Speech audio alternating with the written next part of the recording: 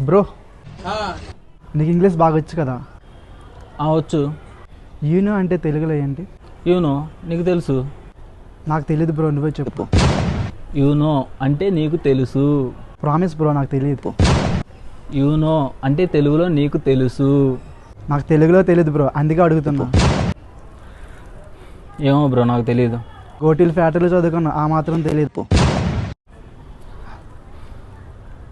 సర్లే వదిలే, ఇంకోటి చెప్పు. అయినో అంటే ఏంటి? అయినో నాకు తెలుసు. చెప్పు మరి. అయినో అంటే నాకు తెలుసు. చెప్పు బ్రో మరి. అయినో అంటే తెలుగులో నాకు తెలుసు. తెలుగులోనే తెలిసినప్పుడు తెలుగులోనే చెప్పు మరి. ఏంది ఇది కూడా తెలీదా? మీ గోటిల్ ఫ్యాక్టరీలో సార్లు పాఠాలు బాగా చెప్పలేదా? సరే, ఫైనల్ క్వశ్చన్. దేనోని తెలుగులో ఏమంటారు? దేనో అంటే తెలుగులో వాళ్ళకి తెలుసు. నీకు తెలీదా?